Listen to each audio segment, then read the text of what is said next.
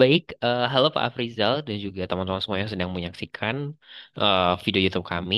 Izinkan kami mempresentasikan grup project assignment kami untuk mata kuliah Natural Language Processing, yakni paper review untuk dari kelompok 4. Nah, mungkin sebelum kita masuk ke paper reviewnya sendiri, izinkan kami untuk memperkenalkan kembali eh, anggota kelompok kami yang mungkin yang pertama ada Aisyah Haya Imani dengan NIM M05210008. Lalu saya sendiri Gabriel Jono Susanto dengan NIM 0 L0122067. Lalu ada Muhammad Yanis Dia Uhak dengan NIM L0122107.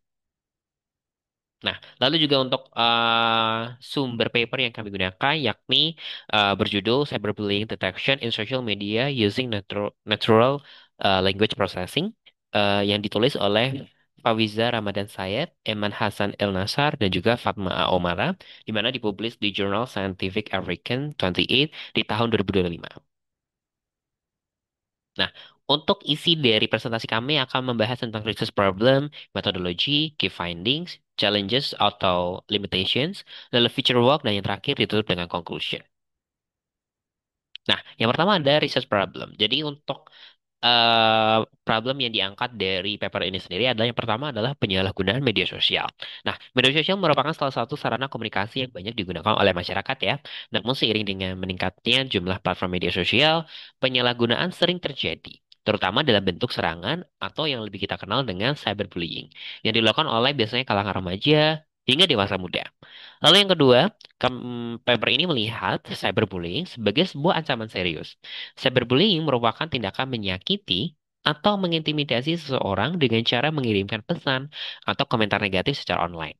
Berdasarkan penelitian yang dilakukan oleh Symantec, sekitar 25% orang tua mengklaim bahwa anak mereka pernah menjadi korban cyberbullying.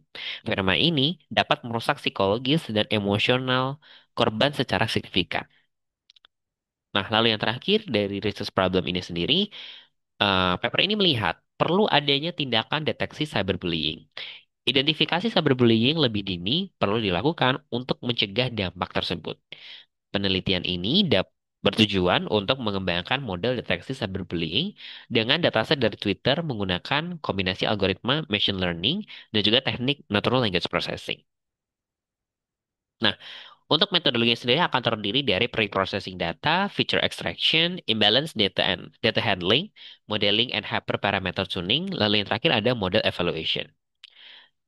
Mari kita masuk ke pre-processing data. Nah, pada tahap ini atau pada tahap awal, teknik NLP digunakan untuk mengolah data teks agar dapat digunakan oleh model machine learning.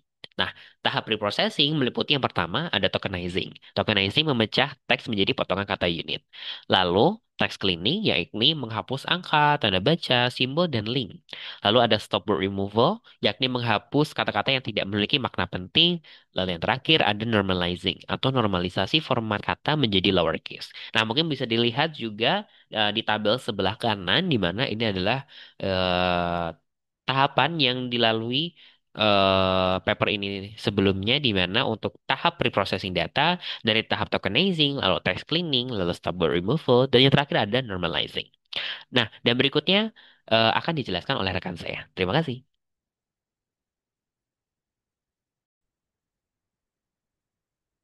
Tahapan selanjutnya akan dijelaskan oleh saya. Jadi setelah data itu dilakukan pre-processing, selanjutnya dilakukan feature extraction, di mana pada tahap ini data teks itu diubah menjadi representasi numerik menggunakan teknik TF-IDF atau Term Frequency Inverse Document Frequency, agar nantinya dapat diproses oleh model machine learning. Untuk menghitung TF-IDF, pertama dicari tahu lebih dahulu, yaitu TF-nya atau term frekuensinya dengan rumus berikut, yaitu jumlah kata X di dalam dokumen D dibagi dengan jumlah total kata di dalam dokumen D. Kemudian IDF, logaritma dari total dokumen yang ada dibagi dengan dokumen yang mengandung kata X. Kemudian untuk perhitungan TF-IDF-nya, rumus IDF tadi dikali dengan rumus TF. Selanjutnya, tahapan imbalance data handling. Pada penelitian yang kami review, dataset yang digunakan itu terdiri dari 39.870 entry data yang diklasifikasikan menjadi 5 kategori atau 5 kelas cyberbullying, yaitu religion, age, gender, ethnicity, dan non-cyberbullying. Karena ada ketidakseimbangan kelas, maka digunakan teknik SMOTE atau Synthetic Minority Oversampling Technique untuk membuat data sintetis dari kelas minoritas. Setelah SMOTE itu diaplikasikan, setiap kelas jadi memiliki 6.313 entry data. Kemudian sebelum dilakukan modeling, data itu di-split, jadi 20% digunakan untuk data testing dan 80% digunakan untuk data training. Tahapan selanjutnya yaitu modeling dan hyperparameter tuning. Di penelitian yang kami review, digunakan 5 algoritma machine learning, yaitu random forest, logistic regression, naive bayes, support vector machine, dan k-nearest neighbor. Untuk tahapan hyperparameter tuning itu digunakan untuk mengoptimalisasi performa model prediksi. Di penelitian ini digunakan teknik fivefold cross validation untuk mengidentifikasi atau menemukan parameter terbaik untuk setiap algoritma dengan konfigurasi akhirnya sebagai berikut. Di algoritma random forest, parameter decision testnya itu berjumlah 100. Kemudian di logistic regression, iterasi maksimalnya itu ditingkatkan menjadi 500. Di algoritma SVM digunakan kernel LBF atau radial basis function, sementara di naive bayes dan KNN, parameter terbaiknya itu merupakan parameter defaultnya. Nah, untuk lebih jelasnya mengenai algoritma yang digunakan, yang pertama yaitu random forest. Dalam masalah klasifikasi dan regresi, algoritma random forest ini merupakan algoritma machine learning supervised yang cukup populer, di mana cara kerjanya RF itu akan membentuk atau membangun beberapa sampel decision tree. Kemudian untuk mengintegrasikan hasilnya, itu kalau di kasus klasifikasi dengan cara menggunakan suara mayoritas atau voting, sementara kalau dalam kasus regresi itu diintegrasikan hasilnya dengan cara dihitung rata-ratanya. Selanjutnya, logistic regression. Logistic regression ini juga salah satu algoritma supervised machine learning yang cukup populer. Cara kerjanya adalah dengan mengklasifikasikan data menggunakan fungsi sigmoid yang memetakan nilai input menjadi probabilitas antara 0 dan 1. Fungsi sigmoid itu dihitung dengan persamaan di samping, yaitu sigma z sama dengan 1 dibagi 1 ditambah bilangan Euler pangkat minus z, di mana z-nya itu adalah kombinasi linear dari fitur input dan bobotnya masing-masing. Selanjutnya adalah algoritma naive Bayes, yang merupakan algoritma probabilistik yang melakukan klasifikasi berdasarkan probabilitas suatu objek. Algoritma ini bekerja dengan cara menghitung kemungkinan atau probabilitas suatu data itu akan masuk ke dalam kelas tertentu berdasarkan teorema Bayes.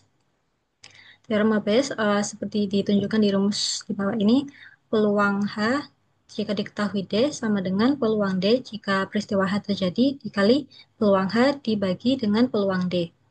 Kemudian selanjutnya algoritma support vector machine atau SVM merupakan algoritma machine learning yang tujuan utamanya itu untuk menetapkan titik-titik data baru ke dalam kategori yang benar dengan cara menghasilkan batas keputusan atau garis terbaik yang akan membagi ruang n dimensi menjadi kelas-kelas.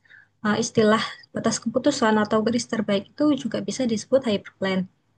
Jadi nantinya hyperplane ini akan dibentuk dan membagi ruang-ruang di n dimensi, yang dimana ruang n dimensi itu akan menjadi kelas-kelas yang kita prediksi. Kemudian algoritma selanjutnya, k-nearest neighbor atau KNN. Algoritma KNN ini merupakan salah satu algoritma machine learning yang lumayan mendasar karena bisa dibilang proses trainingnya itu nggak benar-benar formal kayak algoritma sebelum-sebelumnya. Jadi nanti di proses trainingnya itu dia akan menyimpan semua data yang ada. Nah, baru di tahapan testingnya itu dia baru akan bekerja mengelompokkan atau mengkategorisasi titik-titik data baru berdasarkan kesamaannya dengan data training yang sebelumnya udah disimpan. Tahapan selanjutnya yaitu tahapan terakhir, yaitu model evaluation. Di evaluasi ini digunakan 4 metrik evaluasi. Yang pertama adalah akurasi, yang merupakan jumlah prediksi tepat atau true positif dibagi dengan jumlah keseluruhan input untuk menentukan tingkat akurasi dari model. Selanjutnya, matrik precision dihitung dengan membagi jumlah prediksi positif yang benar atau true positif dengan jumlah keseluruhan prediksi positif atau true positif dan false positif. Jadi true positif dibagi dengan true positif ditambah false positif. Selanjutnya metric recall itu dihitung dengan sebagai jumlah prediksi positif yang benar atau true positif dibagi dengan jumlah sampel positif yaitu true positif dan false negatif. Jadi true positif dibagi jumlah dari true positif dan false negatif. Kemudian matrik selanjutnya F1 score yang merupakan rata-rata harmonik dari nilai recall dan akurasi dihitung dengan cara precision dikali recall dibagi dengan precision ditambah recall. Selanjutnya akan dijelaskan oleh teman saya.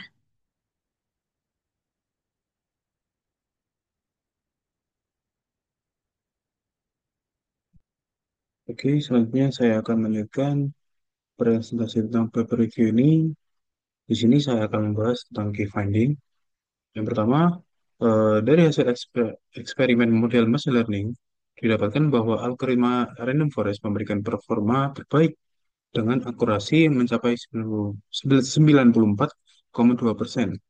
Sementara itu, model dengan performa terendah adalah Canis-Neighbor atau KNN dengan akurasi hanya 78,7%. Model lain seperti SVM dan Logistic Regression juga menunjukkan performa yang cukup tinggi, masing-masing sekitar 93% dan 92,9%.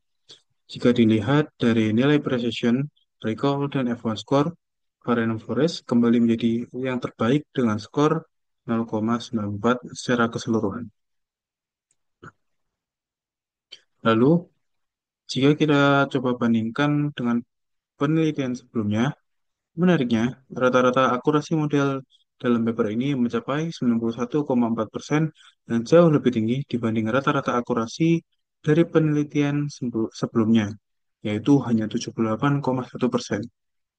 Peningkatan performa ini dipengaruhi oleh kombinasi teknik TF-IDF untuk ekstraksi fitur smooth untuk ekstraksi fitur smooth untuk penyeimbang data dan five-fold cross validation untuk evaluasi model yang lebih stabil. Lalu challenge dan limitation.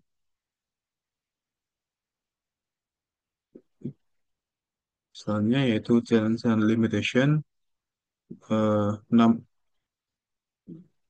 di mana tantangan dan keterbatasan yang dialami dalam paper ini. Namun paper ini juga memiliki yang pertama, soalnya paper ini juga memiliki beberapa keterbatasan. Keterba- eh, Soalnya paper ini juga memiliki beberapa keterbatasan. Yang pertama, data yang digunakan hanya berasal dari Twitter dan dalam bahasa Inggris, sehingga model belum diuji pada bahasa lain. Kedua, performa model naive Bayes dan KNN dalam mengklasifikasikan kelas not cyberbullying masih rendah, hanya sekitar 35,2%, yang menunjukkan tingkat false positif yang tinggi. Ketiga, model yang dilatih dari satu platform seperti Twitter belum tentu cocok diterapkan di platform lain seperti TikTok atau Instagram karena perbedaan gaya bahasa dan konteks.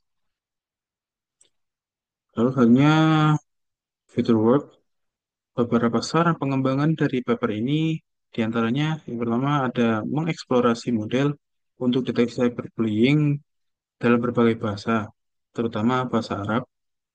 Yang kedua, mengembangkan sistem untuk mengganti kata-kata kasar dengan kata yang lebih aman sebagai bentuk perlindungan terhadap anak. Lalu yang ketiga, mengidentifikasi potensi gangguan mental pada pengguna melalui analisis teks yang mengandung unsur cyberbullying. Oke, yang terakhir yaitu kesimpulan.